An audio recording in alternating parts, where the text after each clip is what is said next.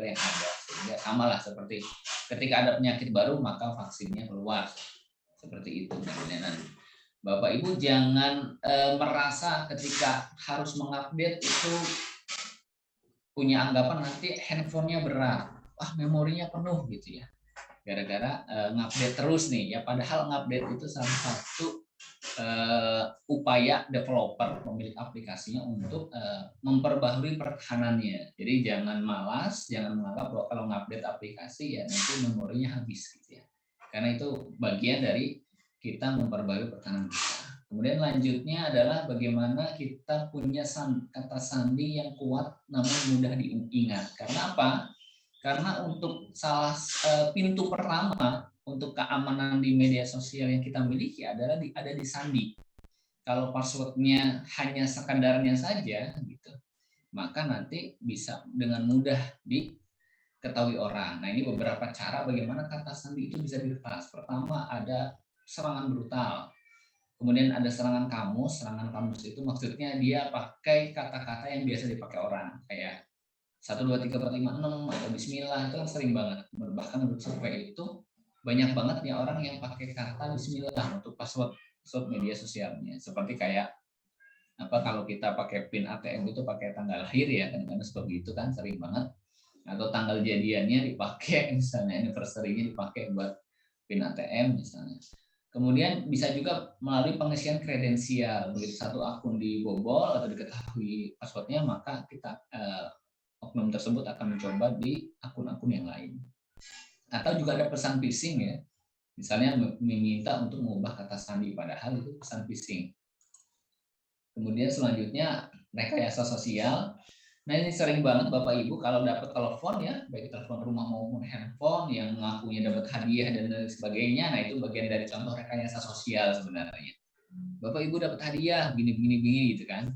Terus kemudian disuruh mentransfer sebagai pajaknya dan sebagainya. Nah, itu biasa kita sebut dengan rekayasa sosial. Kemudian misalnya mengaku sebagai saudara, kenal dengan anak kita dan sebagainya, kemudian dia bilang bahwa misalnya saudara kita kecelakaan atau sakit, gitu kan. Pernah ada ya beberapa yang seperti itu. Nah, itu namanya rekayasa sosial. Kemudian selanjutnya mendebak secara manual, ada juga mengintip dari balik bahu ketika di tempat-tempat umum, bisa juga pakai penyadapan. Bagaimana cara membuat kata sandi yang kuat? Yang pertama caranya adalah menggunakan kombinasi, ada huruf kapital, ada huruf kecil, kemudian ada angka dan simbol. Nah, itu yang relatif lebih kuat dibandingkan tanpa pakai kombinasi. Kemudian juga jangan jadikan tanggal ulang tahun, hari jadi sebagai PIN atau kata sandi. Upayakan kata sandi tiap akun berbeda-beda. Nah, kalau Bapak Ibu rekan-rekan bingung karena terlalu banyak kata sandi, pakai saja, boleh pakai password manager, itu satu aplikasi untuk pengelola kata sandi. Bila kata sandinya terlalu banyak dan akunnya kita banyak, takutnya lupa. Kemudian selanjutnya adalah aktifkan juga 2FA atau autentikasi 2 faktor. Nah, beberapa aplikasi media sosial sudah ada ya, terutama kayak Facebook, kayak WhatsApp, Instagram dan lain-lain itu sudah ada autentikasi 2 faktornya. Itu bisa Bapak Ibu aktifkan ya. Di WA itu sudah ada. Kalau di WA mungkin namanya verifikasi 2 langkah atau keamanan 2 langkah, biasanya itu ada di settingannya. Silakan Bapak Ibu aktifkan. Nanti ketika masuk WA itu ada kode tambahan yang harus kita masukkan ketika kita masuk aplikasinya. Begitu juga Facebook, begitu juga email, begitu juga yang lain. Apalagi yang terkait dengan e-commerce itu juga sudah pakai 2FA ya, kayak Tokopedia, Bukalapak, Shopee dan sebagainya. Kemudian Gojek, Grab, OVO dan lain-lain itu semuanya sudah pakai 2FA. Nah, Bapak Ibu rekan-rekan, kalau menginstal aplikasi tapi tidak ada fasilitas 2FA-nya, nah itu perlu dipertimbangkan karena lapisan keamanannya hanya 1. Nah, kalau ada 2FA itu ada lapisan tambahan. Lapis kedua, jadi walaupun kata sandi kita diketahui orang lain, mereka tidak akan bisa mengakses akun kita karena ada kode yang dikirimkan ke handphone tadi, bentuknya kode OTP ya. Jadi ya hanya pemilik handphonenya yang bisa mendapat kode tersebut, dan kode itu jangan sampai dikasih ke orang lain apapun alasannya. Banyak ya, ada yang mengaku sebagai petugas dari minimarket gitu, mengaku salah isi voucher, salah isi pulsa, dan dia meminta untuk kita mengirimkan kode yang masuk ke SMS. Nah, itu beberapa salah satu contoh bagaimana upaya-upaya orang untuk mengambil alih akun kita. Nah, itu kan beberapa rekan kita sudah ada ya kejadian ya. Nah, ini beberapa yang bisa ditindak ketika ada konten-konten yang ilegal di internet ya. Nah, ini ada tahapannya, Bapak Ibu, rekan-rekan bisa cek lagi di websitenya Kominfo ya. Kemudian juga kalau ada konten-konten yang kurang bagus itu bisa langsung dilaporkan. Nah, itu biasa kena sanksi. Biasanya dari mulai peringatan, kemudian penurunan konten, penangguhan akun sementara, sampai dengan pemblokiran permanen. Nah, pelanggaran sosial media juga diatur oleh Undang-Undang ITE, sehingga sudah ada kepastian hukumnya. Nah, mungkin ini sedikit pemaparan dari saya. Nanti kalau ada yang belum jelas, mungkin bisa disampaikan ketika sesi diskusi dan tanya jawab. Dari saya kurang lebihnya mohon maaf. Terima kasih atas perhatiannya. Assalamualaikum warahmatullahi wabarakatuh. Waalaikumsalam warahmatullahi wabarakatuh. Terima kasih untuk Mas Muhammad Arif Rahmat SHI yang telah menyampaikan pemaparannya dan menjelaskan secara rinci apa saja yang bisa kita lakukan untuk melindungi media sosial kita ya. Baik itu Facebook, Instagram, dan lain sebagainya. Karena apalagi untuk seorang profesional, tentunya media sosial tidak hanya untuk bersukaria saja ya, tetapi ada kepentingan-kepentingan promosi, kemudian juga mungkin prospek customer dan lain sebagainya. Maka langkah-langkah untuk mengamankan media sosial Anda tadi sudah dijelaskan, sehingga kami harapkan bermanfaat tentunya. Dan rekan-rekan semua para peserta yang ingin bertanya tentunya akan kami persilakan. Silakan untuk bertanya di forum chat dengan terlebih dahulu menuliskan format nama Anda, kemudian underscore nama instansi ya.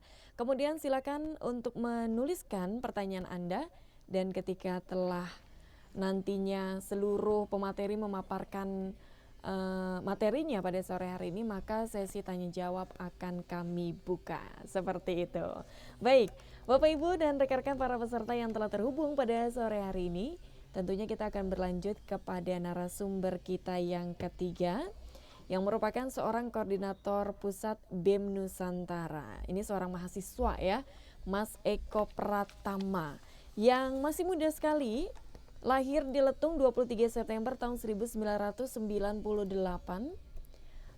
Saat ini tinggal di Surabaya. Tentunya juga memiliki pengalaman organisasi yang cukup panjang ini ya. Salah satunya pernah menjabat sebagai koordinator Aliansi BEM Surabaya tahun 2019 sampai dengan 2020. Kemudian juga koordinator pusat BEM Nusantara tahun 2001 sampai dengan tahun 2022. Presiden BEM UWKS 2020 sampai dengan 2021. Kemudian juga pernah menjabat sebagai Presiden BEM UWKS tahun 2019 sampai dengan tahun 2020. Luar biasa sekali, mahasiswa berprestasi ya. Dan tema yang akan diangkat pada sore hari ini adalah peraturan dan etika digital. Baik, langsung saja kita sapa narasumber kita pada sore hari ini. Selamat sore Mas Eko. Halo Mas Eko.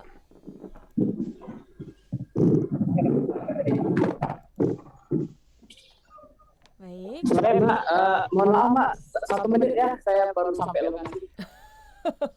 Oke, Mas Eko ya, mungkin lagi sibuk. Walaupun saat ini kuliah mungkin dilakukan secara daring, tetapi kesibukan seorang mahasiswa apalagi aktif berorganisasi tentunya masih tetap dilakukan. Dan tentunya sembari kita menanti kesiapan dari narasumber kita yang tentunya dalam waktu kurang dari 1 menit akan bergabung bersama kita. Terlebih dahulu kembali saya ulas terkait pengalaman organisasi Mas Eko Pratama. Tentunya pernah menjadi anggota Karang Taruna Mekar Harapan, Ketua Kopsis SPP Snakma Padang Mangatas, kemudian juga anggota PIK Remaja Kabupaten 50 Kota Sumatera Barat, kemudian juga Badan Pengawas Ikatan Mahasiswa Kedokteran Hewan Indonesia, dan juga Minpro Ternak Besar FKH UWKS, Minpro Satwa Liar FKH UWKS, Sekretaris Komisariat GMNI UWKS, Wakabit Politik DPK GMNI UWKS. Wah, luar biasa sekali ya. Banyak sekali pengalaman-pengalaman dalam berorganisasi. Riwayat pendidikannya pada tahun 2002 sampai dengan 2024 pernah mengenyam pendidikan di TK Sri Kemuning, 2004 sampai dengan 2010 di SD Negeri 001 Letung, kemudian juga 2010 sampai dengan 2013 di SMP Negeri 1 Jemaja, dan 2013 sampai dengan 2016 di SMK atau PP Padang Mengatas Sumatera Barat. 2016 sampai dengan sekarang S1 di Kedokteran Hewan Universitas Wijaya Kusuma, dan 2019 sampai dengan sekarang S1 Ilmu Hukum Universitas Iyos Sudarso. Wah, luar biasa ya. Jadi selain aktif berorganisasi, saat ini juga kuliah dengan 2 jurusan. Jurusannya berat-berat pula ya, kedokteran hewan dan juga ilmu hukum. Luar biasa sekali. Jadi makin gak sabar nih ya. Semoga Mas Eko sudah terhubung pada sore hari ini. Halo Mas Eko. Halo Mas Eko. Baik ya. Dan rekan-rekan semua yang pada sore hari ini tentunya tengah berbahagia, tidak lupa kami ingatkan kembali. Oke, luar biasa. Mas Eko, apa kabar? Sibuk sekali sepertinya ya? Alhamdulillah, baik. Mohon maaf ya rekan-rekan semua, Mbak Moderator, dan terkhusus penyelenggara. Saya bisa lari nih, Mbak. Oh gitu, olahraga atau gimana nih? Enggak, tadi kita lagi kegiatan sama Pak Menteri Agama, sama Wakil Ketua DPR untuk penanganan COVID di Asrama Haji Pondok Gede. Sorry Mbak ya. Luar biasa ya. Dan sore hari ini Mas Eko akan membahas terkait tema peraturan dan etika digital ya. Untuk itu kami persilakan dengan hormat Mas Eko Pratama. Silakan. Oke, Assalamualaikum warahmatullahi wabarakatuh. Selamat siang dan salam sejahtera bagi kita semua. Shalom, Om Swastiastu, Namo Buddhaya, salam kebajikan. Suatu kehormatan bagi saya ya bisa berbagi pengalaman mungkin dengan teman-teman. Kayaknya bergabung pada sore hari ini, terkhususnya kawan-kawan dari Riau. Mohon maaf ya masih ngos-ngosan nih. Saya Eko Pratama. Saya Ketua BEM Universitas Wijaya Kusuma Surabaya. Kebetulan hari ini saya diamanahkan oleh teman-teman sebagai Koordinator Pusat BEM Nusantara. Nah, mungkin hari ini saya ingin sedikit bercerita terkait etika digital ya. Nah, kalau peraturan, mungkin teman-teman mahasiswa terutama sudah khatam banget nih, sering mengkritisi UU ITE mungkin ya. Nah, jadi mungkin bisa dibaca, tapi mengenai etika dan bagaimana sih kita menjadi seorang mahasiswa yang produktif di media sosial, mungkin kita bisa sharing. Mbak, mungkin bisa di-share PPT saya, Mbak. Baik, sebentar Mas Eko akan kami bantu. Oke. Panasnya.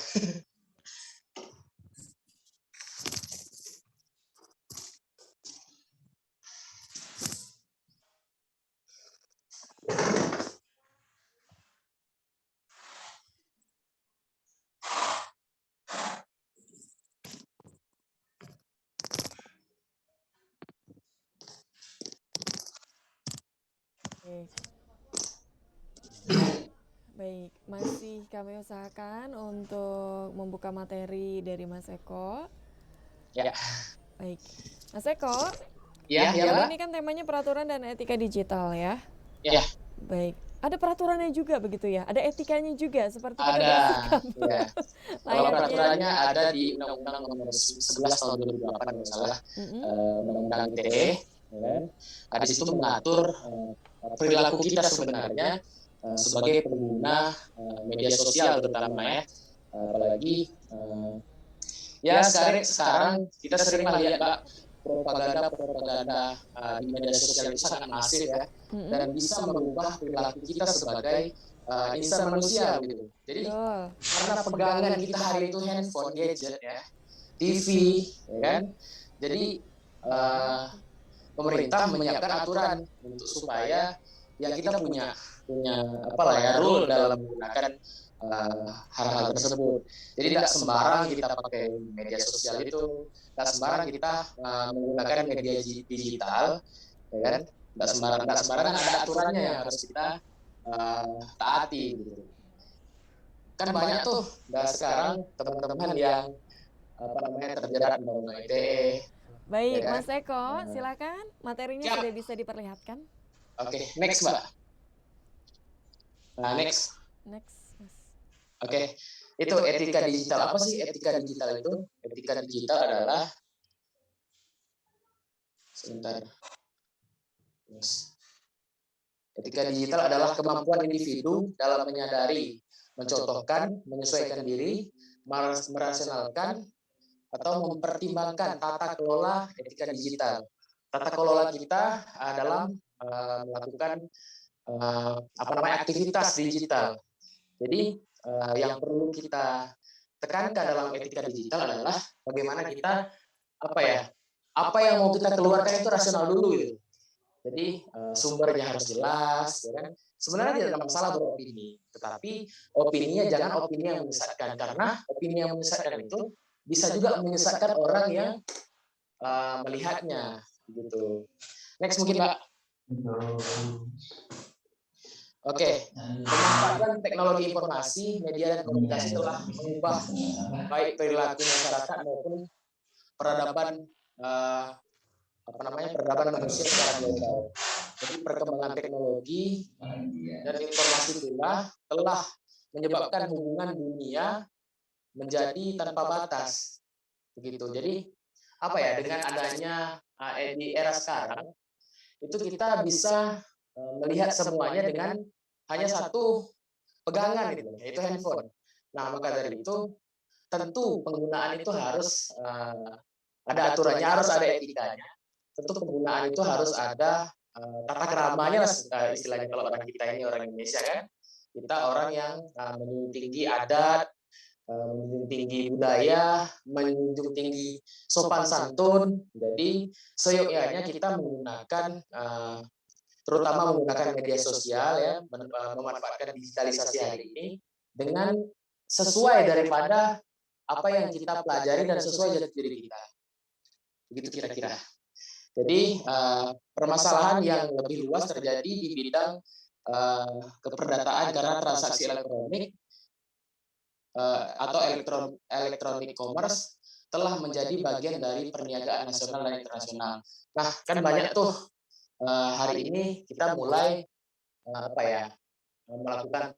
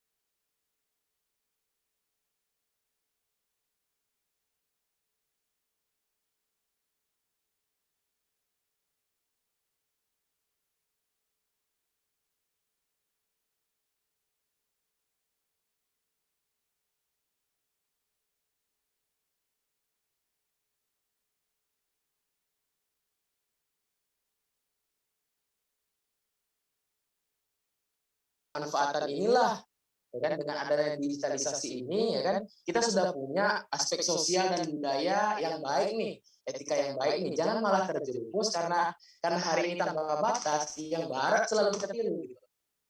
Yang apa namanya, yang menjadi ciri khas atau jati diri kita tinggalkan, itu salah gitu loh. Lanjut mungkin Pak.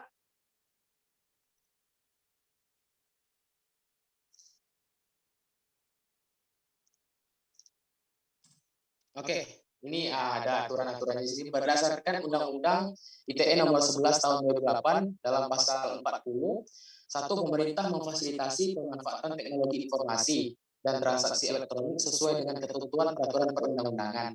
Jelas, teman-teman. Ya, yang kedua, pemerintah melindungi kepentingan umum dari segala jenis gangguan sebagai akibat penyalahgunaan informasi elektronik dan transaksi elektronik yang mengganggu keterlibatan umum sesuai dengan ketentuan peraturan perundang-undangan. Tiga, pemerintah menetapkan instansi atau institusi yang memiliki data elektronik strategis yang wajib dilindungi. Empat, instansi atau institusi sebagaimana dimaksud pada ayat 3 harus membuat dokumen elektronik dan rekam cabang elektroniknya serta menghubungkannya ke pusat data tertentu untuk kepentingan pengamanan data. 5, instansi atau institusi lain selain diatur pada ayat 3 membuat dokumen elektronik dan rekam cabang elektroniknya sesuai dengan keperluan perlindungan data yang dimilikinya. Berdasarkan UU ITE nomor 11 tahun 2008 dalam pasal 41, masyarakat dapat berperan meningkatkan pemanfaatan teknologi informasi melalui penggunaan dan penyelenggaraan sistem elektronik dan transaksi elektronik sesuai dengan ketentuan undang-undang ini. Ya kan, jelas di situ di dalam undang-undang sudah disebutkan.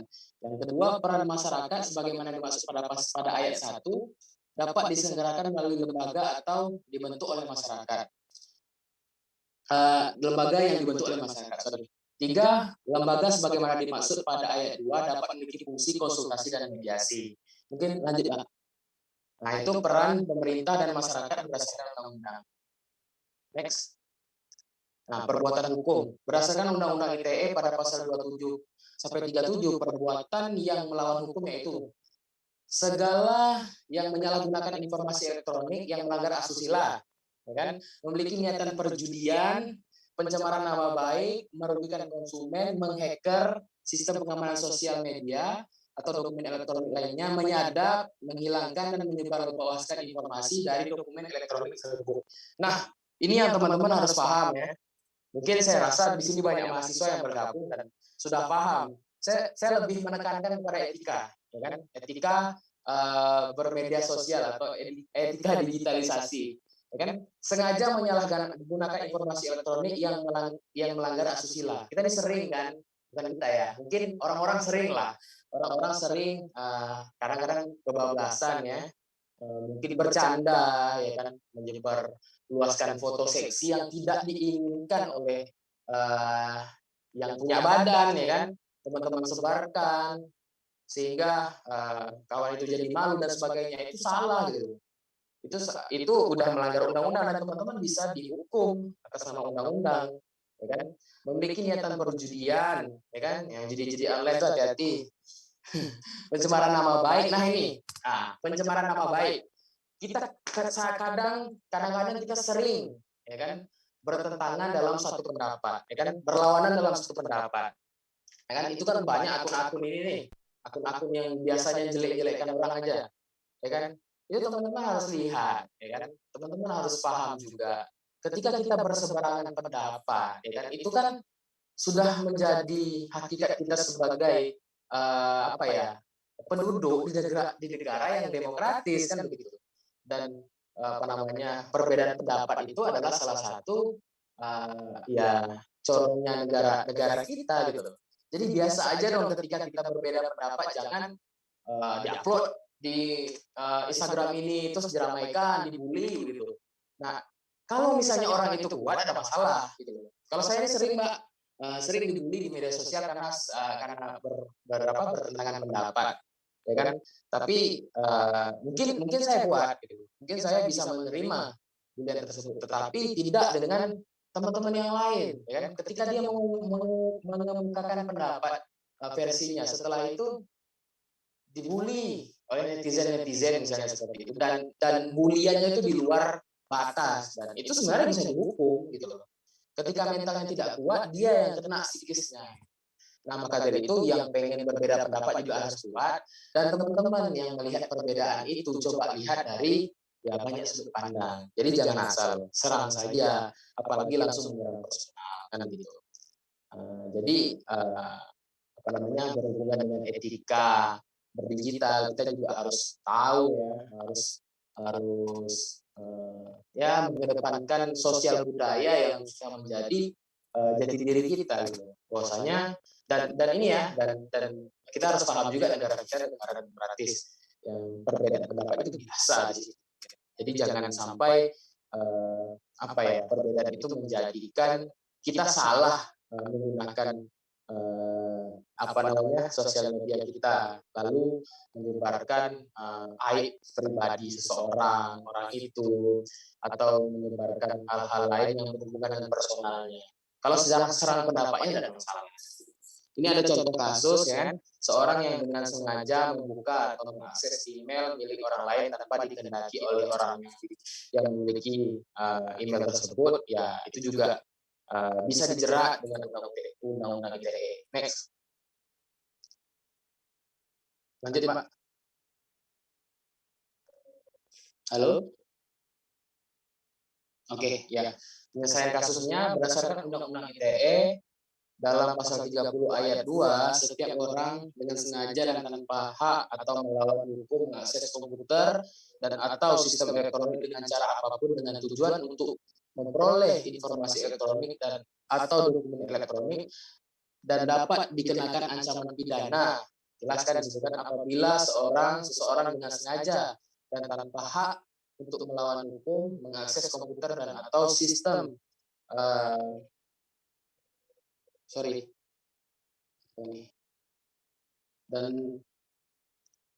dan sistem elektronik dengan tujuan untuk memperoleh informasi elektronik atau email termasuk ke dalamnya, yaitu dengan pidana penjara paling lama 7 tahun dan denda paling banyak 700 juta.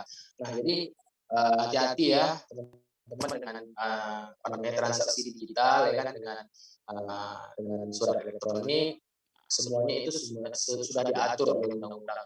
Dan yang perlu kita apa ya, tekankan adalah bagaimana kita saja membawa diri kita ya kan, menggunakan apa ya, kemudahan yang sudah ada sekarang ya kan, dengan sebaik-baiknya. Contoh ya kan, kita ini kan sering nih mungkin yang sekarang lagi hits, lagi top banget itu TikTok ya kan.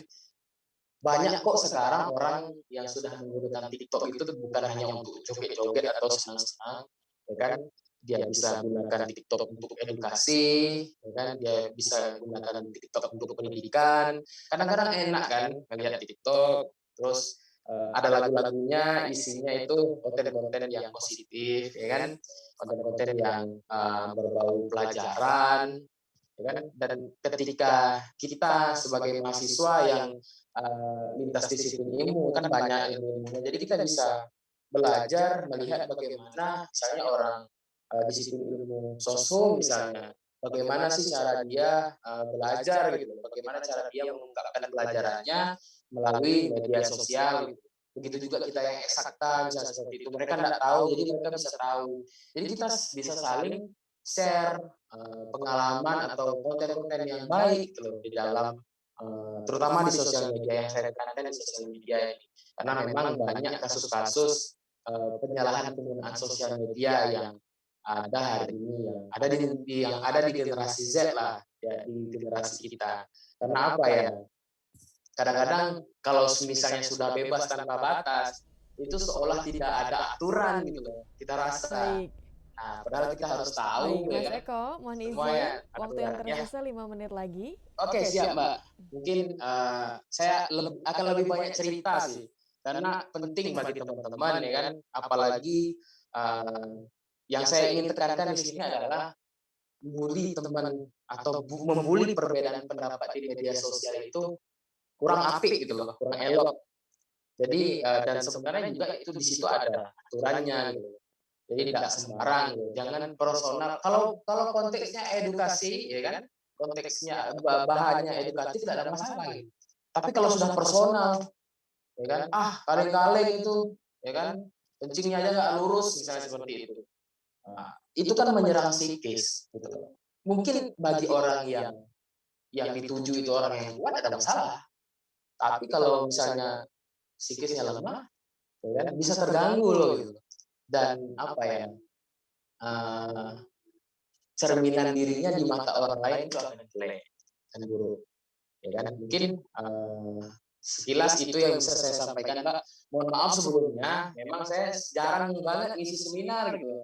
Jadi kalau banyak kurang, ya kan, dalam penyajian materi saya mohon maaf. Tapi mungkin kita bisa lanjutkan atau kita luruskan di sesi diskusi. Mungkin itu saja Mbak Moderator, saya kembalikan.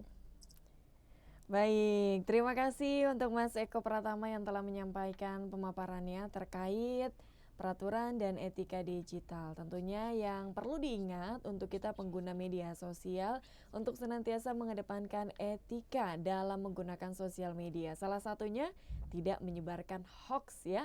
Berita yang sampai kepada kita di cross check terlebih dahulu kebenarannya untuk kemudian Anda bijak ketika ingin men-share lebih jauh lagi jangkauannya ya, agar bola liar hoax itu tidak terus menyebar. Yang Anda bagikan adalah sebuah fakta dan tentunya ini menjadi kewajiban kita semua.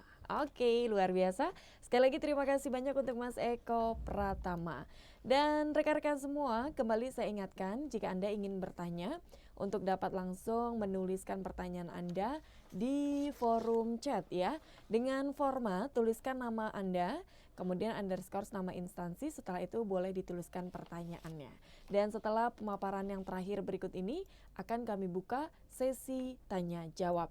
Dan rekan-rekan peserta, kita sampai pada narasumber yang terakhir, yaitu kita akan terhubung dengan Ibu Jenny Gustina Sari M.Ikom, yang mana merupakan seorang dosen ilmu komunikasi. Ibu Jenny lahir dan tinggal di Pekanbaru, untuk kemudian juga berkantor di FISIP Universitas Riau. Mata kuliah yang diampu adalah Citra dan Opini Publik, kemudian Komunikasi Internasional atau PR Internasional, Metode Penelitian Sosial, Dasar-dasar Public Relation, kemudian juga lain sebagainya ya, banyak sekali di sini. Dan pada sore hari ini akan membahas tema mengubah mindset konsumtif menjadi lebih produktif di era digital. Baik, langsung saja kita sapa. Selamat sore Ibu Jenny Gustina. Assalamualaikum warahmatullahi wabarakatuh. Waalaikumsalam warahmatullahi wabarakatuh. Apa kabar Ibu? Baik, alhamdulillah sehat Mbak. Terima kasih. Alhamdulillah, di rumah ya, cantik sekali sore hari ini.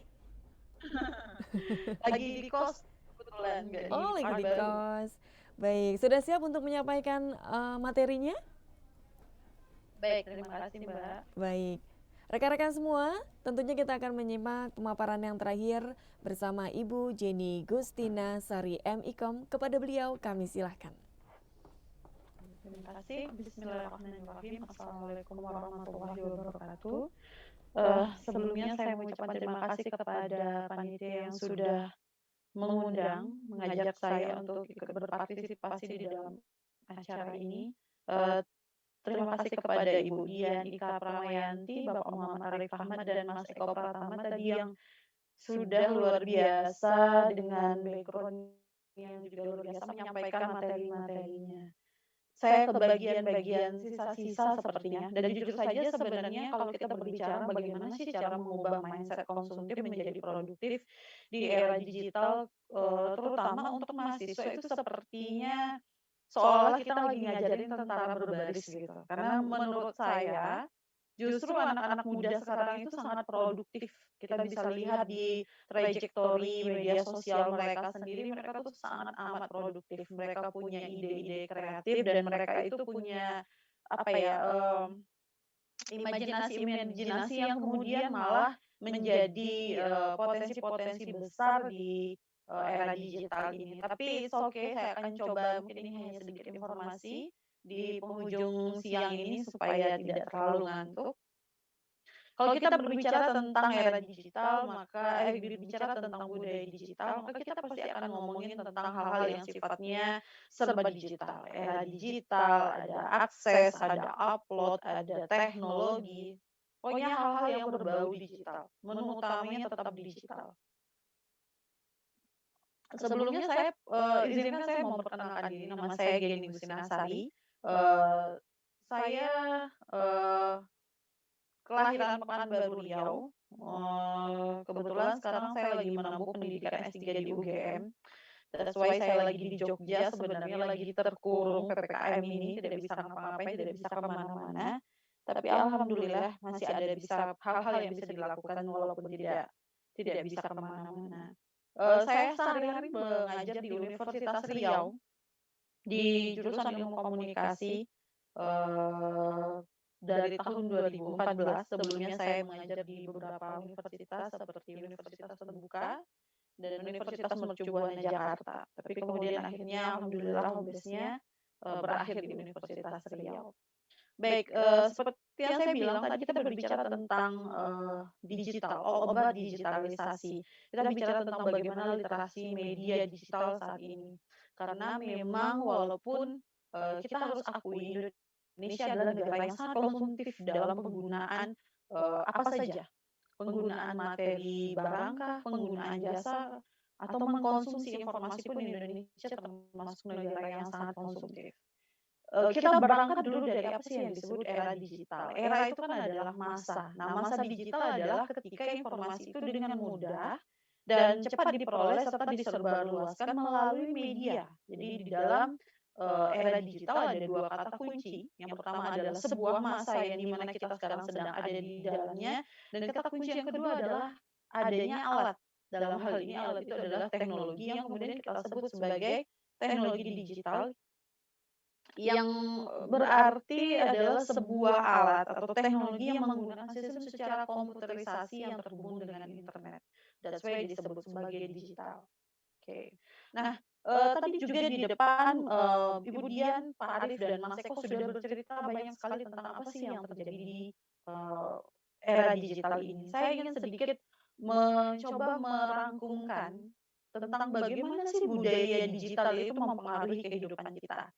Apa sih yang sebenarnya berubah di dalam hidup kita di era digital ini? Tentunya untuk rekan-rekan mahasiswa S1 tidak terlalu merasakan perubahan dari media digital, dari media analog ke media digital. Tapi misalnya seperti saya, itu memang terasa sekali perubahan yang sangat signifikan bagaimana kita dulu, budaya berkomunikasi dulu dan budaya berkomunikasi seperti sekarang. Sebelum masuknya teknologi canggih dan sekarang ini kita ada di dalam teknologi itu sendiri. Setidaknya ada 4 hal yang kita hadapi di era digital. Yang pertama adalah komunikasi dengan perantara. Dulu komunikasi tatap muka merupakan salah satu atau satu-satunya komunikasi yang dianggap sebagai komunikasi paling efektif.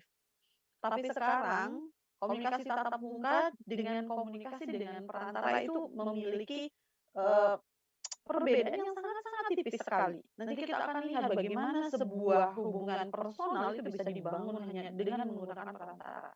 Kemudian yang juga kita hadapi adalah bagaimana kita mengkonsumsi dan mendistribusikan informasi dengan cara baru.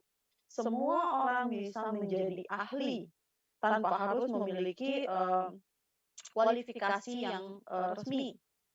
Anda pengen jadi koki misalnya, Anda tidak perlu sekolah memasak dulu. Dengan mempraktekkan kemudian posting, Anda bisa jadi salah satu orang yang terkenal. Orang-orang yang expert di bidangnya pun dilatih berdasarkan perkembangan teknologi sekarang. Kemudian yang ketiga munculnya realitas virtual. Nah, ini yang saya anggap sebagai sesuatu yang sangat luar biasa. Kenapa saya katakan luar biasa? Tidak ada di antara kita yang tidak memiliki akun media sosial. Mungkin di satu jenis media sosial bisa punya beberapa akun. Kita bisa jadi siapa saja, jadi apa saja, dan bagaimana kita dibentuk di dalam realitas virtual, itu kita sendiri memiliki kuasa, kita memiliki kontrol penuh di sana. Sehingga realitas virtual adalah sesuatu yang kalau teman-teman saya suka bilang itu seperti kembaran kita dalam bentuk different way. Ya, kita bisa jadi bentuk, kita bisa mempresentasikan diri kita dalam berbagai bentuk di sana. Kemudian cara hidup yang termediasi. Cara hidup yang termediasi ini misalnya seperti ini. Kalau dulu kita cari tempat makan, kita tuh cari tempat yang enak, murah, banyak porsinya. Kalau sekarang enggak, cari tempat makan yang tempatnya tuh enak buat difoto, instagramable. Terus kalau makanan datang, kalau dulu tuh ya udah langsung santap, kalau sekarang tuh foto dulu, mesti foto dulu. Ya, kita cari tempat hiburan gitu atau cari tempat liburan, itu semua yang kira-kira bisa mengakses hidup kita di dunia nyata dengan dunia virtual kita. Ini cara hidup yang sangat termediasi. Nah, kalau kita berbicara bagaimana perkembangan-perkembangan era digital ini nantinya, kita tidak bisa membentengi diri dari gelombang ini. Ini seperti sebuah gelombang yang memang sapu bersih. Kita hanya dihadapkan pada dua pilihan, kita mau tenggelam atau hanyut. Tenggelam itu dalam artian ya saya tidak ingin punya media sosial, saya tidak ingin berhubungan dengan yang namanya digital. Konsekuensinya adalah kita akan tertinggal. Kita akan menjadi orang primitif di antara banyaknya informasi-informasi yang lalu lalang bersebaran sekarang. Atau kita bisa memilih hanyut, artinya kita mengikuti arus. Bagaimana di perkembangan itu diikutin.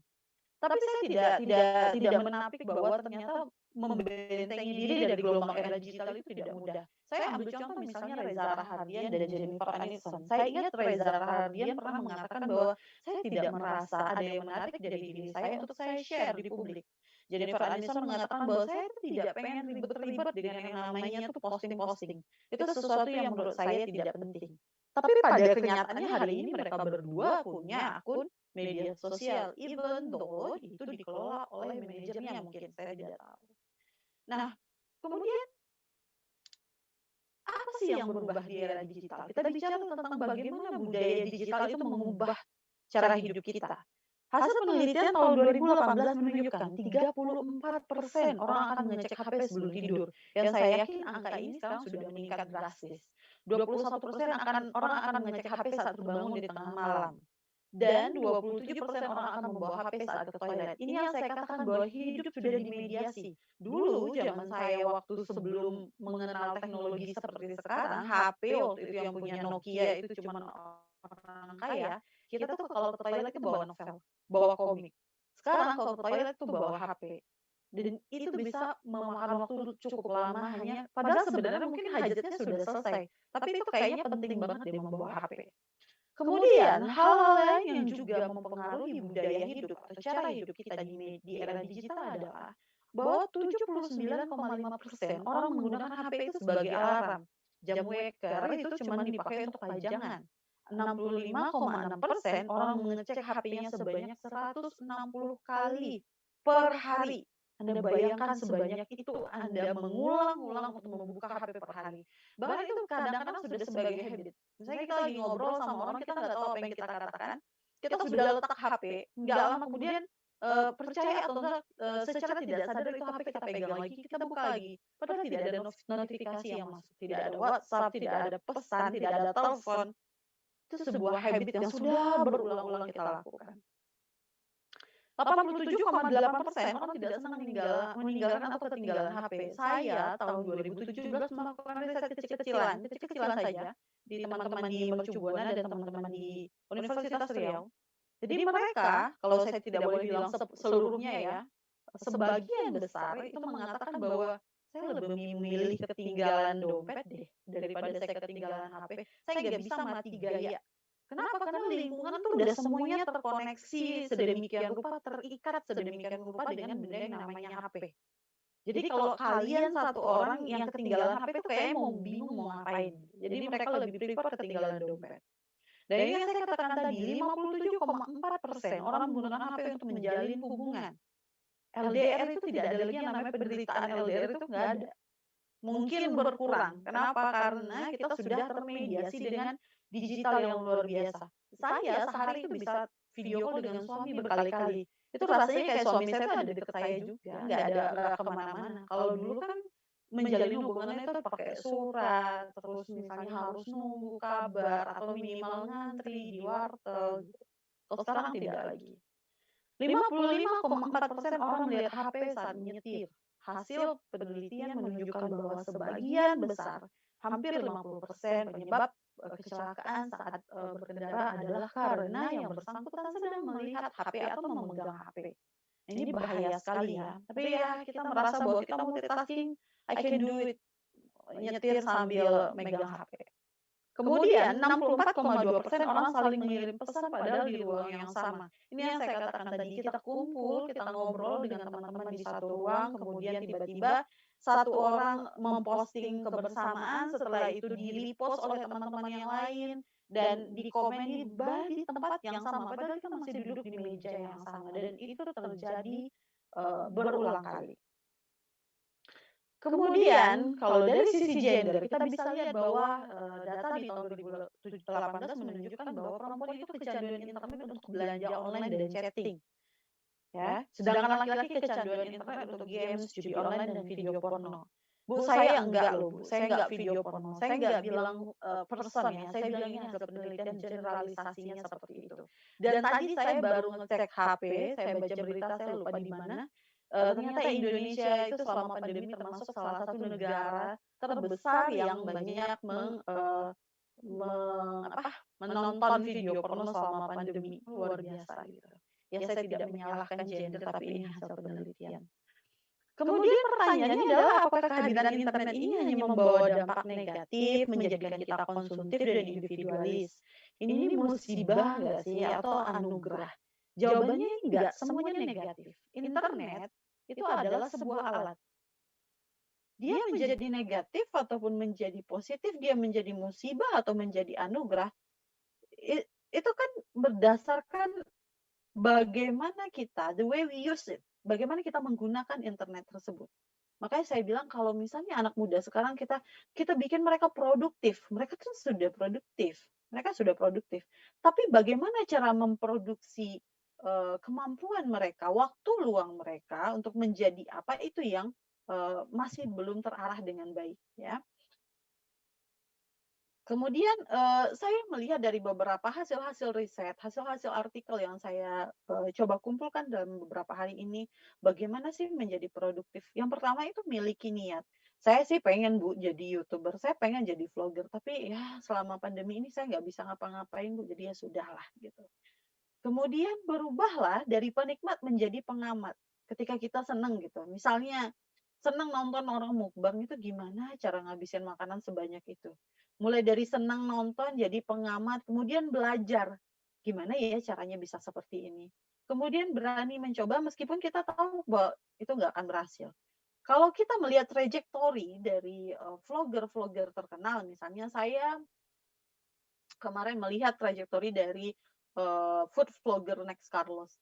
Melihat video dia pertama kali dengan video dia yang sekarang itu berbeda jauh. Pertama kali masih malu-malu, nggak tahu harus ngomong apa, komentar yang dikeluarkan juga sangat terbatas. Tapi sekarang sudah sangat supel, sudah bikin baju brand sendiri, sudah luas. Begitu juga dengan vlogger-vlogger yang lain. Jadi produktif itu awalnya tetap saja harus niat.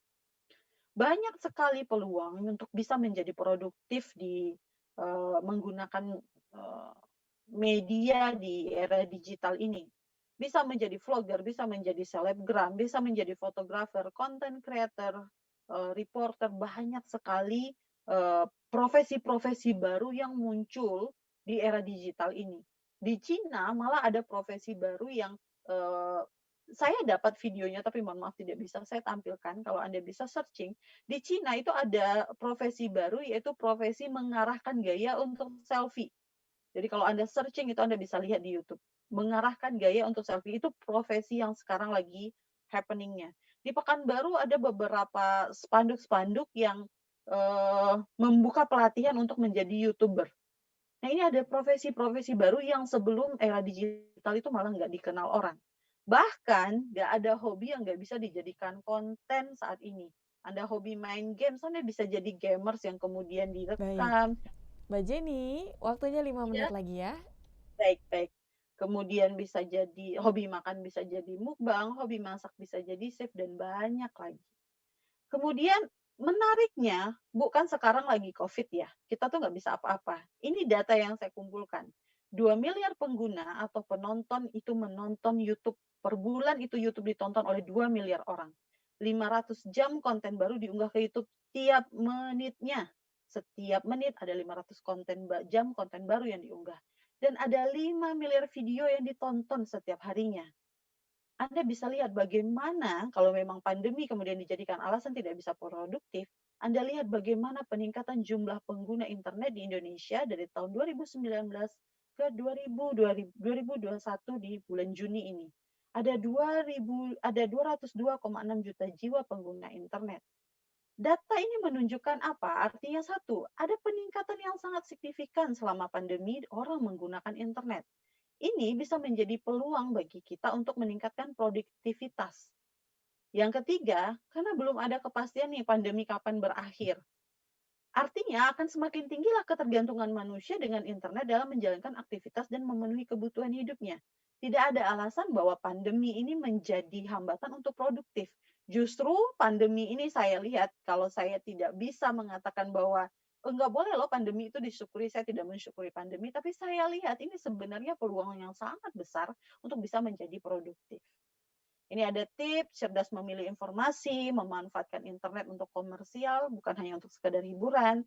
Jadikanlah hobi itu sebagai profesi. Jadi jangan berpikir tidak mungkin, tapi berpikirlah kenapa tidak saya coba. Ingat, hal-hal besar selalu dimulai dari langkah kecil dengan penuh keyakinan, insya Allah kita bisa. Saya rasa itu saja Mbak, terima kasih. Assalamualaikum warahmatullahi wabarakatuh. Waalaikumsalam warahmatullahi wabarakatuh. Baik, terima kasih Mbak Jenny Agustinasari, luar biasa. Menarik sekali apa yang dipaparkan ya. Saya setuju sekali di tengah pandemi ini, di saat segala sesuatunya serba terbatas, bisa saja dengan niat dan pemikiran yang kreatif kita menciptakan peluang baru ya. Kalau yang tadinya di YouTube cuma nonton doang gitu ya, nggak kerasa bisa berjam-jam buang kuota untuk menonton YouTube. Kenapa tidak kita mulai dari diri kita sendiri, dimulai dari hal kecil.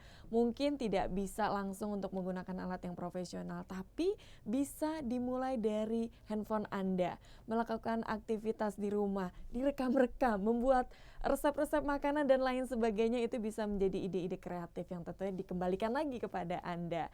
Dan saya mengutip juga tadi pembicaraan dari Mbak Jenny bahwa sesuatu hal yang besar dimulai dari langkah yang kecil. Jadi semoga para peserta bisa membuat terobosan-terobosan terbaru dari sekarang ya, agar pandemi ini tercipta peluang baru tentunya. Baik, luar biasa sekali. Dan rekan-rekan para peserta semua, tentunya saat ini kita telah mendengarkan pemaparan dari 4 pemateri kita yang luar biasa, dan sampailah kita pada sesi tanya jawab.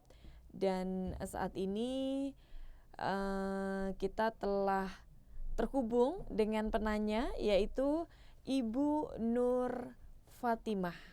Baik, Ibu Nur Fatimah, apa sudah terhubung?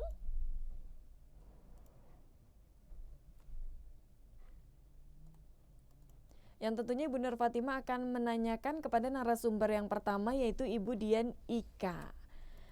Baik, selamat sore Ibu Nur.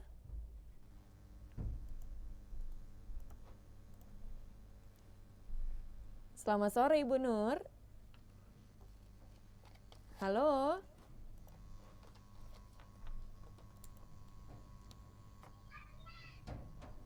Selamat sore Ibu.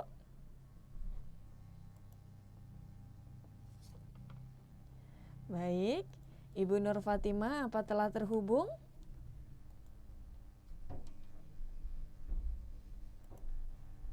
Baik.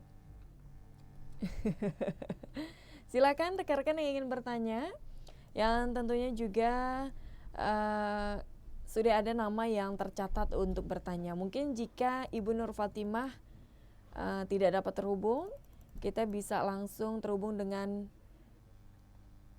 itu Ibu Nur Fatimah ya. Halo Ibu. Halo Ibu. Video dan mikrofonnya boleh diaktifkan Ibu. Halo Ibu Nur Fatimah. Sudah Baik, Ibu, silakan. Akan menanyakan ke Mbak Dian ya. Oke. Iya, Boleh duduk di tempat pengen saja, nanya tidak sama bergerak. Ibu Dian Ika. Ya, Silakan. jadi gini pertanyaannya, bagaimana cara mengatasi komunikasi yang menjadi sebagai penting bekal pemimpin milenial saat ini, Ibu? Tolong jawabannya. Iya, Bayu, halo, langsung saya jawab. Baik, silakan Mbak Dian untuk Oh direspon. iya, heeh.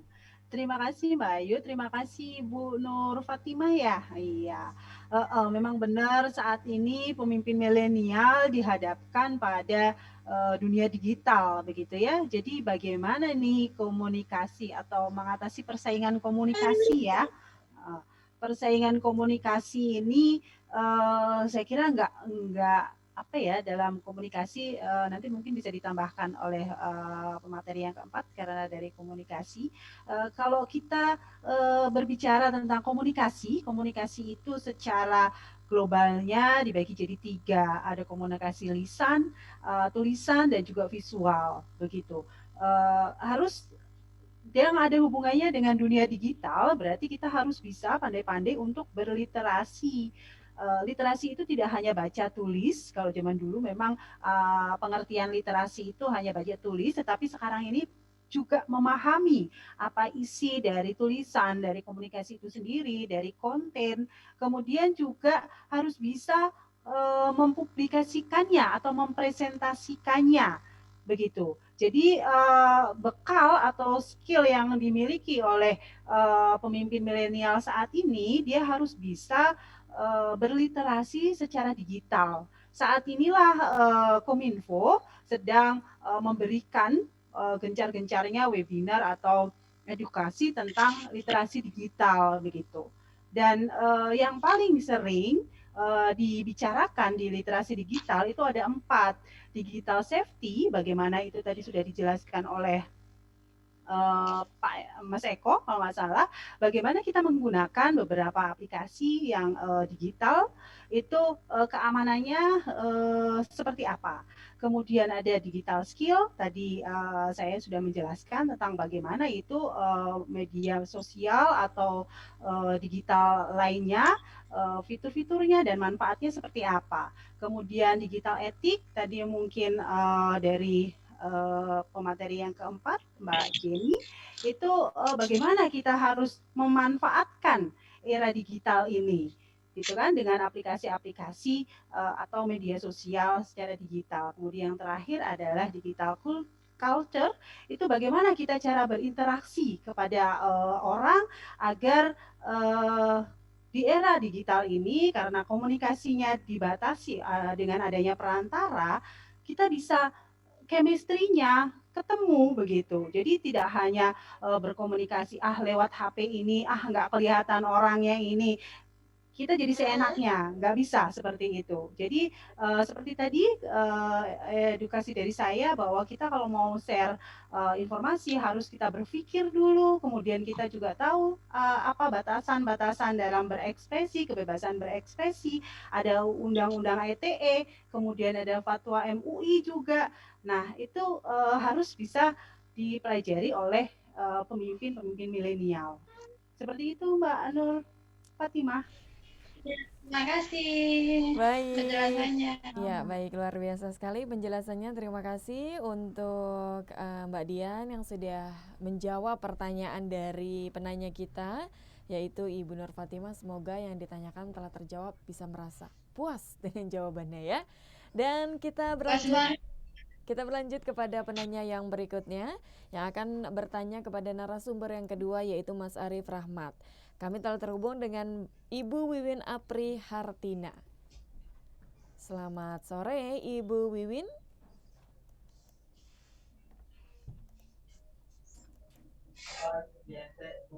Selamat sore Ibu Wiwin. Halo.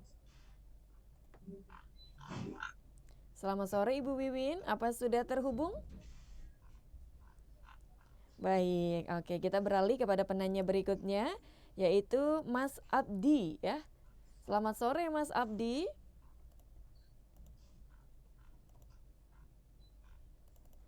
Selamat sore Mas Abdi.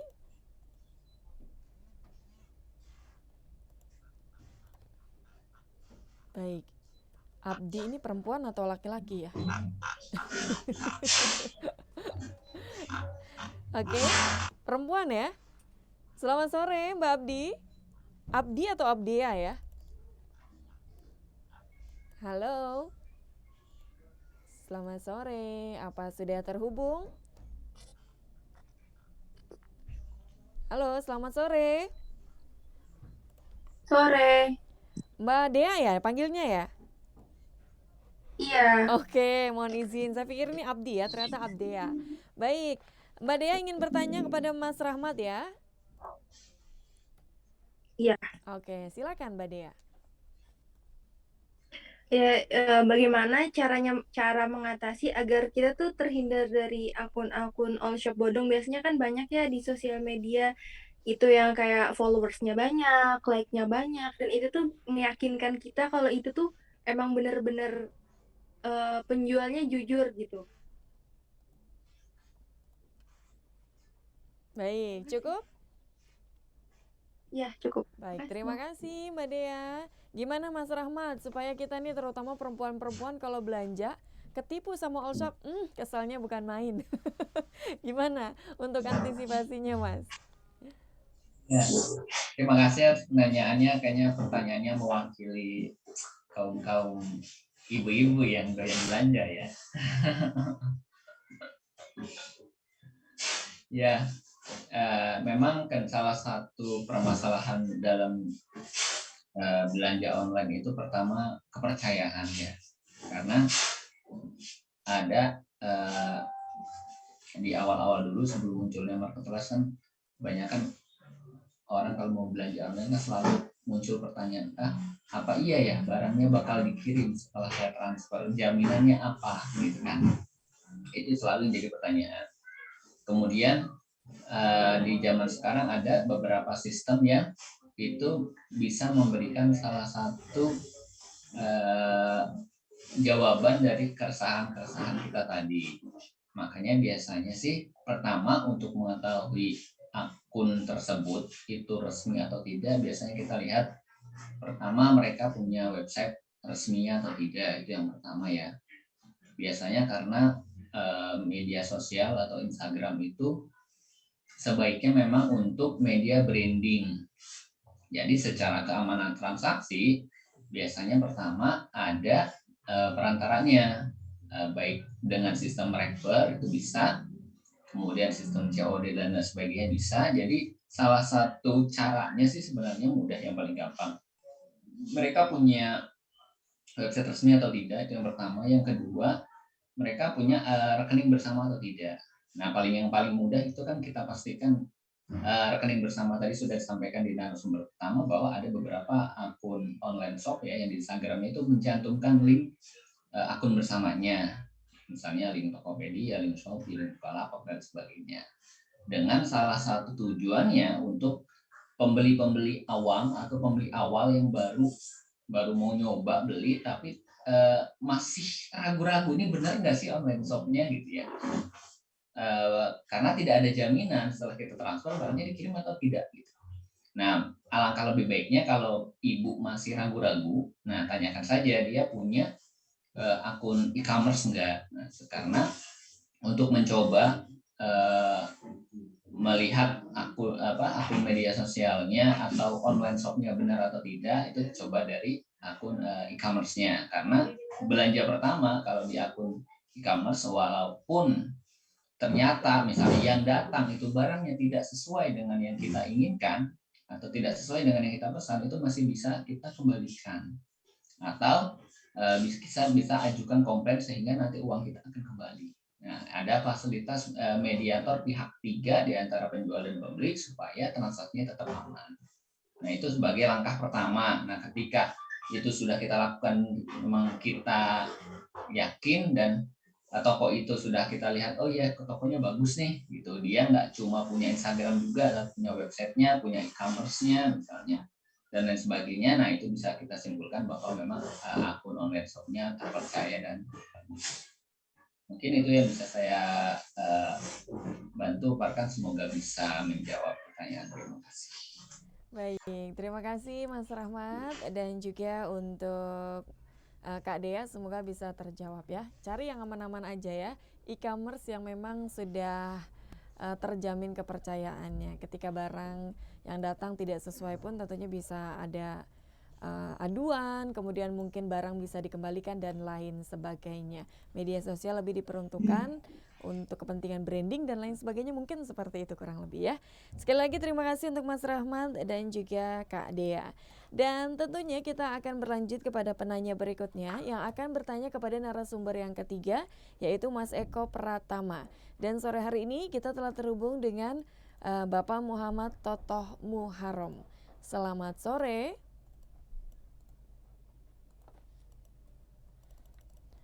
Selamat sore, Mas Toto. Baik, selamat sore Mas Toto. Silahkan untuk mikrofonnya diaktifkan dulu, Mas.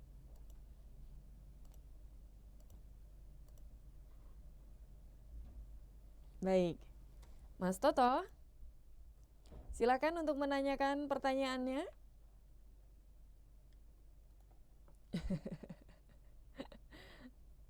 Mungkin gangguan sinyal ya. Jadi Mas Toto mematung ini di layar komputer kami ya. Mas Toto, apa bisa menerima suara saya? Halo? Baik. Sepertinya Mas Toto sedang ada gangguan di ujung sana. Untuk itu kita langsung beralih kepada penanya yang berikutnya, yaitu Bapak Jumar Agustin. Selamat sore. Iya, selamat sore. Mas Jumar? Iya, hadir. Oke, silakan Mas Jumar untuk pertanyaannya. Bismillahirrahmanirrahim. Kepada Mas Eko ya Mas ya. Gini Mas, ya. Selaku mahasiswa nih. Nah, yang mana kita itu dikatakan sebagai agent of change. Ya. Nah, dalam hal ini untuk penyebaran dampak negatif dari bersosial media agar tidak terjadinya pelanggaran Undang-Undang ITE itu seperti apa? Apakah program kuliah kerja nyata itu menjadi salah satu solusi untuk kita bisa berpartisipasi dalam penyebaran informasi tentang Undang-Undang ITE ini? Atau mungkin ada program lain yang lebih efektif untuk bisa dilaksanakan oleh mahasiswa? Terima kasih. Assalamualaikum warahmatullahi wabarakatuh. Waalaikumsalam. Izin menjawab mungkin, Mbak? Silakan. Oke, terima kasih pertanyaannya, Mas. Dari ini ya, dari Jabar ya. Saya izin menjawab.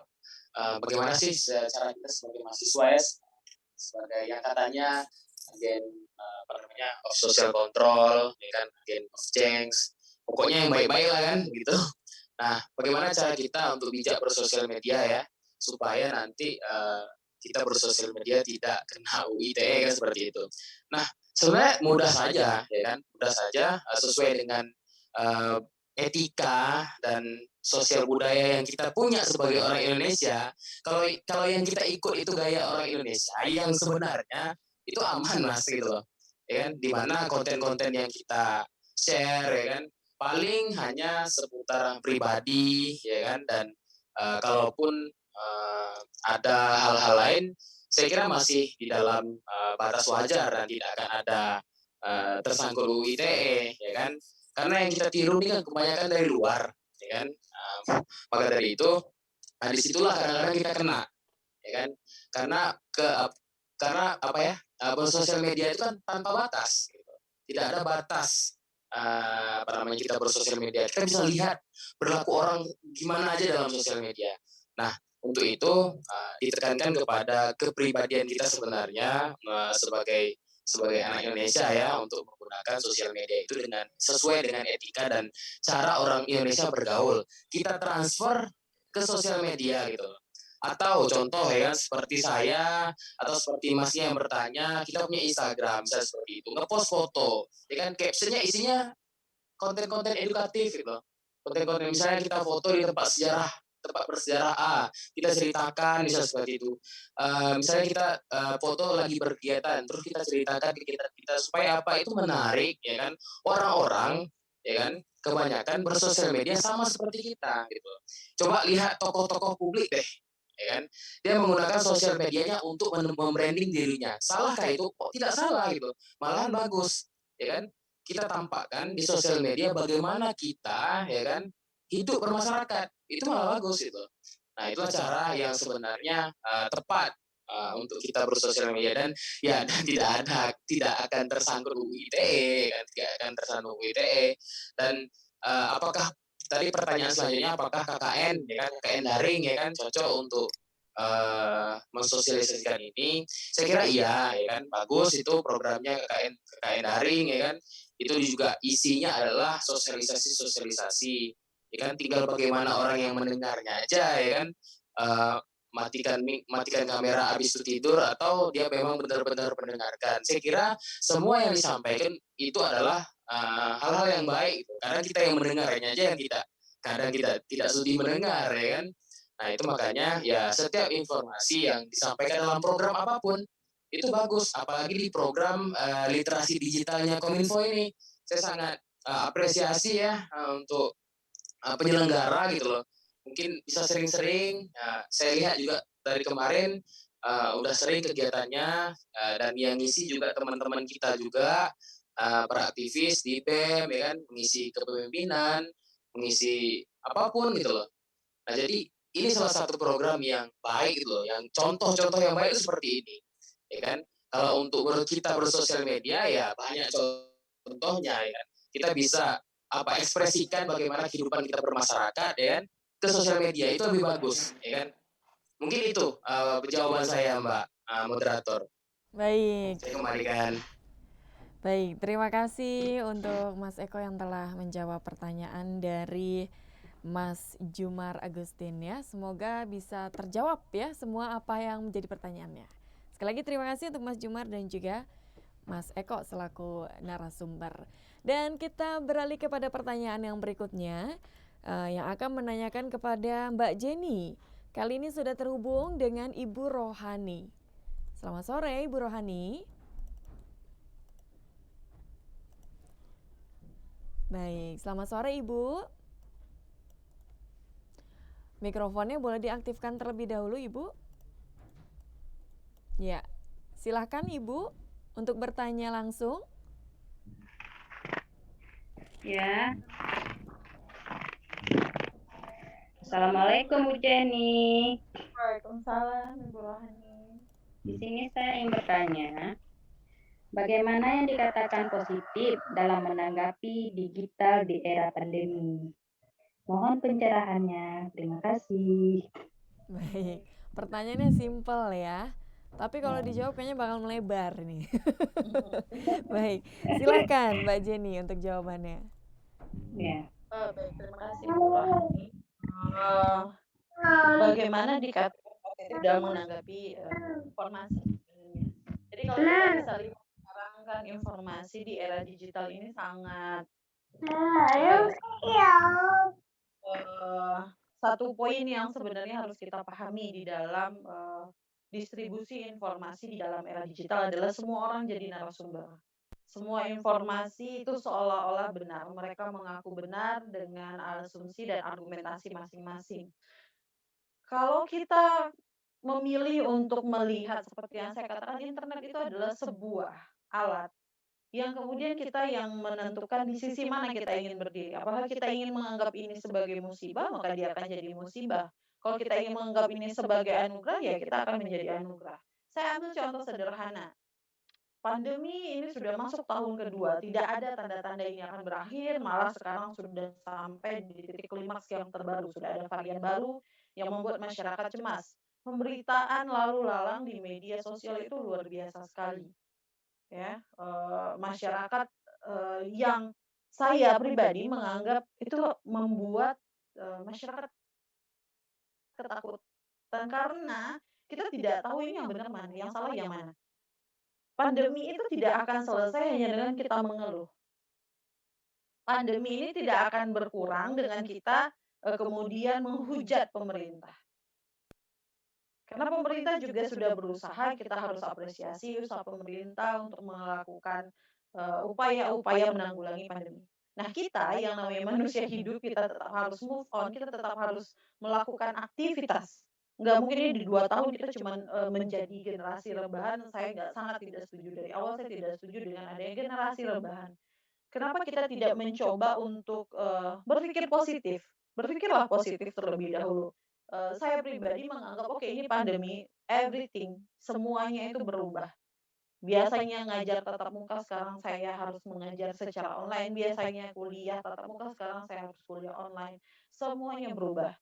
Tapi posisi positifnya adalah misalnya seperti ini, kalau misalnya tidak ada pandemi, kita tidak akan bisa, bertemu dengan cara seperti ini. Zoom ini tuh sudah ditemukan sebelum pandemi, tapi baru fenomenalnya sekarang. Jadi kenapa tidak, saya punya teman yang, sangat luar biasa, saya apresiasi sekali beliau. Beliau hanya ibu rumah tangga, tapi beliau mengatakan kepada saya, "Daripada saya cuman duduk-duduk, tidak ada kegiatan, saya memilih untuk mengikuti semua yang saya rasa saya bisa, pelatihan online lah, seminar online, ada seminar edukasi keluarga, seminar, kecantikan, segala sesuatu yang rasanya itu memungkinkan." Nah, itu menurut saya adalah salah satu, upaya kita untuk menjadi produktif di masa pandemi. Adanya informasi-informasi baru yang bisa kita dapatkan dengan hanya duduk, bermodal internet, kita bisa dapat banyak sekali, effort-effort baru, informasi-informasi baru, tambahan ilmu baru yang tidak keluar duit gitu loh. Karena kalau nggak pandemi, ikut seminar, ikut pelatihan itu bayarannya luar biasa mahal. Tapi kalau kayak gini saya rasa nggak terlalu mahal, mungkin malah banyak yang digratiskan. Jadi saya melihat bahwa pandemi itu memang adalah sebuah musibah, kita akui semua orang juga terkena dampaknya. Tapi kenapa kita tidak keluar dari keterpurukan ini kapan berakhir ya? Keluh kesah yang panjang tidak selesai, kemudian tutup dulu buku keluh kesah, kita coba move on lagi, kita lihat apa sih yang bisa kita lakukan di era pandemi ini, memanfaatkan media digital ini supaya bisa tetap produktif. Saya rasa seperti itu. Terima kasih. Baik. Terima kasih untuk Mbak Jenny, luar biasa sekali ya jawabannya ya. Kita memang harus terus mengikuti perkembangan ya. Sekalipun sekarang ini kita tengah mengalami musibah bersama, tentunya peluang-peluang itu akan terus ada asalkan kita memang mau berniat seperti itu ya. Jadi mudah-mudahan di zaman serba digital ini kita juga bisa mengikuti selalu perkembangan ya. Baik perkembangan informasi atau perkembangan untuk diri kita sendiri. Baik, tentunya seluruh pertanyaan telah terjawab oleh 4 narasumber kita pada sore hari ini. Dan kita kembali terhubung bersama Mbak Della Oktarina. Halo Mbak Della. Oke Mbak Della, boleh diaktifkan dulu mikrofonnya. Baik. Halo Mbak Della, selamat sore. Masih setia bersama kami di sini ya Mbak Della ya? Tentu saja dong. Tadi sudah menyimak semua pemaparannya Mbak Della? Sudah disimak semuanya, dan bagaimana menurut Mbak Della tanggapannya seperti apa? Ya, tadi materi-materi yang disampaikan oleh para pemateri kita yang sangat luar biasa tentu saja sangat berguna banget ya Mbak Ayu bagi kehidupan kita sehari-hari, terutama sebagai mahasiswa yang dituntut untuk lebih produktif di sosial media, memanfaatkan media internet di tengah pandemi COVID-19 seperti sekarang. Namun, memang hal produktif masih tetap bisa kita lakukan dengan memanfaatkan internet, namun harus tetap diiringi dengan etika, menjaga sopan santun dalam bersosial media, karena itu sangat penting ya. Karena apapun yang kita posting, bagaimana tingkah laku kita di sosial media, itu mencerminkan siapa diri kita yang sebenarnya gitu sih. Baik, seperti itu ya. Dan menurut Mbak Dela nih, selaku seorang wanita yang memiliki segala macam aktivitas, seberapa penting sih media sosial untuk Mbak Dela sendiri? Media sosial sih sangat penting banget ya Mbak ya, baik itu untuk kepentingan pribadi maupun untuk kepentingan komunitas atau grup-grup yang lain gitu. Untuk kepentingan pribadi sendiri dengan adanya media sosial kita bisa menjangkau orang-orang yang lebih banyak lagi tanpa batas ruang dan waktu gitu kan. Dan juga kita juga bisa mendapatkan banyak sekali informasi, membuka wawasan kita lebih luas, lebih lebar lagi, menjadikan diri kita untuk belajar lebih banyak lagi dengan memanfaatkan sosial media gitu kan. Namun untuk kegiatan komunitas sendiri, media sosial bisa kita gunakan untuk melakukan gerakan-gerakan atau aksi-aksi yang bisa mengajak orang lain untuk melakukan hal yang sama, saling menginspirasi, saling mengedukasi untuk tetap produktif di era pandemi COVID-19 gitu sih. Baik, luar biasa. Nah, di sini saya membaca ya, kalau Mbak Dela itu salah satu founder @saya diet kantong plastik ya. Ini juga Benar. tentunya dikampanyekan melalui media sosial ya. Ya, benar sekali. Sebenarnya kita juga melakukan kampanye-kampanye yang terjun langsung ke masyarakat gitu ya sebelum pandemi. Namun ketika pandemi ini datang, tentu saja kita untuk melakukan kegiatan langsung ke masyarakat kita terbatas karena harus stay at home gitu kan untuk memutus rantai penyebaran COVID-19. Jadi kita sangat memanfaatkan media sosial untuk terus melanjutkan kampanye-kampanye tersebut dengan membagikan informasi-informasi yang dari sumber-sumber terpercaya tentunya. Karena sebalik lagi kita bisa mendapatkan banyak sekali informasi di media sosial, namun penting bagi kita untuk tetap memfilter setiap berita yang kita dapatkan gitu kan, agar kita terhindar dari yang namanya hoax dan berita bohong gitu Mbak Yu. Baik, terima kasih luar biasa Mbak Dela. Terakhir Mbak Dela, mungkin ada yang ingin disampaikan untuk para peserta yang hadir pada sore hari ini terkait penggunaan media sosial seperti apa? Sebenarnya teman-teman media sosial ini adalah gerbang untuk kita untuk membuka wawasan lebih lebar lagi gitu. Benar tadi udah disampaikan bahwa generasi muda, mahasiswa adalah agent of change. Jadi balik lagi kepada kita untuk memanfaatkan internet ini di sisi yang mana gitu, sisi yang positif atau negatif. Sebenarnya banyak sekali hal-hal positif yang bisa kita lakukan dengan memanfaatkan semaksimalnya media sosial dan juga namun tetap untuk menjaga etika sopan santun kita sebagai masyarakat rakyat Indonesia untuk tetap baik dalam bertutur kata dan juga mengekspresikan diri di sosial media gitu. Jadi alangkah baiknya kalau kebiasaan baik yang biasa kita lakukan di kehidupan offline kita bawa kembali di kehidupan online kita gitu. Oke, luar biasa. Terima kasih banyak Mbak Dela, ingin sekali berbicara lebih lanjut tetapi waktu yang membatasi kita pada sore hari ini. Jadi saya ucapkan terima kasih banyak ya. Selalu semangat, selalu sehat Mbak Dela, terima kasih. Baik, itu dia Dela Oktarina selaku Key Opinion Leader yang tentunya memiliki berbagai profesi ya. Ada aktivis, kemudian juga Kartini Millennial Award pada tahun 2020 dan juga cabin crew dan juga founder dari Saya Diet Kantong Plastik ya. Benar-benar wanita yang memberikan inspirasi. Luar biasa, terima kasih banyak Mbak Dela Oktariana. Dan rekan-rekan yang terhubung, tentunya kami ucapkan terima kasih banyak yang tadi juga sudah bertanya, tentunya akan mendapatkan voucher e-money ya. Dan kami menyediakan untuk 10 orang yang berhak untuk mendapatkan telah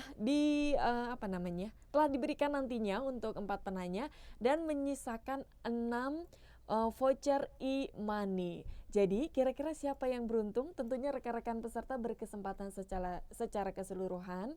Hanya saja kami mohon untuk senantiasa kameranya on terus ya, on cam terus ya, supaya nanti Anda berkesempatan untuk mendapatkan voucher e-money. Oke, luar biasa sekali. Dan rekan-rekan, dari segala pemaparan yang telah kita dengarkan pada sore hari ini dengan berbagai tema, termasuk juga ada aplikasi media sosial dan fiturnya, mungkin rekan-rekan selama ini menggunakan media sosial tapi hanya menggunakan fitur yang itu-itu saja dan tidak tahu kalau ternyata media sosial bisa lebih luas lagi manfaatnya. Salah satunya misalkan untuk promo, untuk Anda yang memiliki usaha UMKM atau mungkin profesi yang ingin Anda promosikan, tentunya juga bisa menggunakan media sosial. Contoh Instagram, kemudian Facebook dengan biaya yang relatif murah sekali, dimulai dengan Rp10.000, Anda sudah bisa menjangkau beberapa ratus orang untuk melihat bahwa Anda memiliki skill tertentu atau usaha tertentu yang tentunya bisa dipromosikan. Dan yang kedua, tentunya tema kita adalah memahami fitur keamanan di berbagai aplikasi media sosial, khususnya untuk Anda yang menggunakan media sosial untuk akun bisnis, kemudian juga mungkin kepentingannya banyak, pastinya membutuhkan media sosial yang memiliki keamanan lebih tinggi. Tadi narasumber kita Mas Arief sudah menginformasikan bahwa ada keamanan ganda yang bisa digunakan dari media sosial. Kemudian juga untuk tidak menggunakan password yang gampang-gampang saja ya. Seperti password yang umum itu apa? Bismillah. Ternyata banyak yang menggunakan password seperti itu. Bisa Anda menggunakan kombinasi huruf besar kemudian huruf kecil ditambah dengan angka yang sekira-kiranya pihak-pihak yang tidak bertanggung jawab tidak dapat untuk mengakses akun Anda, seperti itu.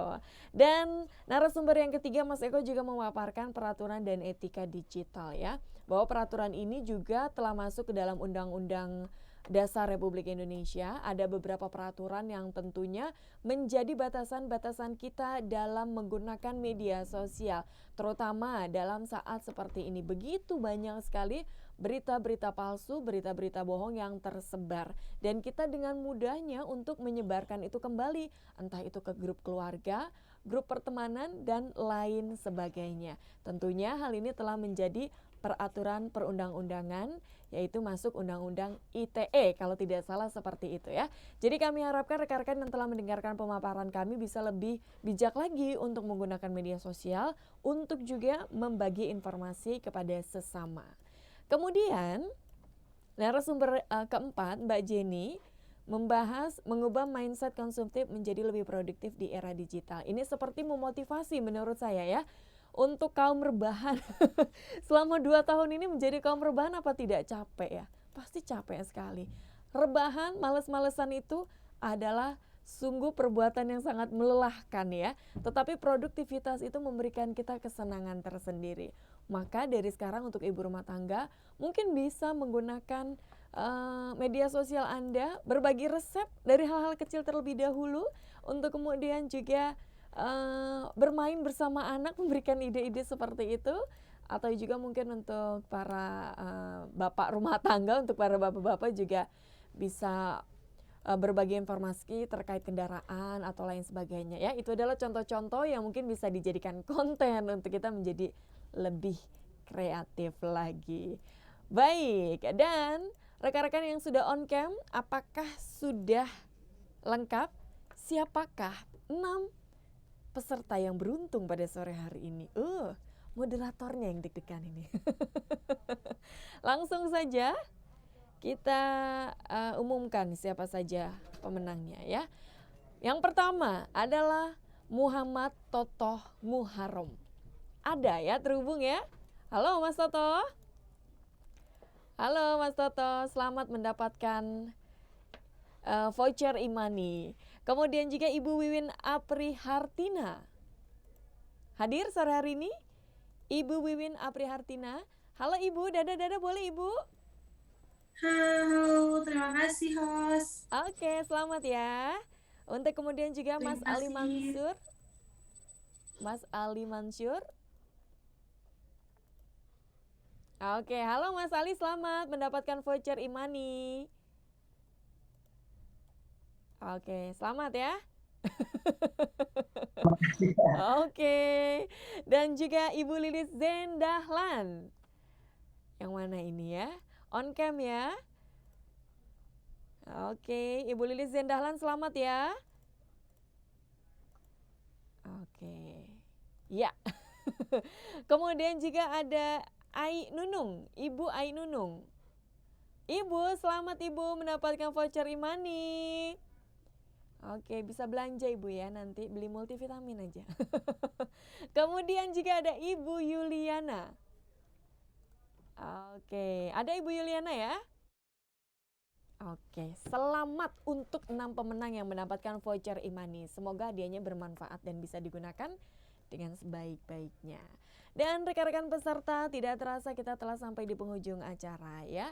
Begitu banyak pemaparan yang disampaikan pada sore hari ini dan semoga bermanfaat, bisa diaplikasikan dalam kehidupan sehari-hari, kemudian juga bisa menambah ilmu dan pengetahuan untuk kita semua.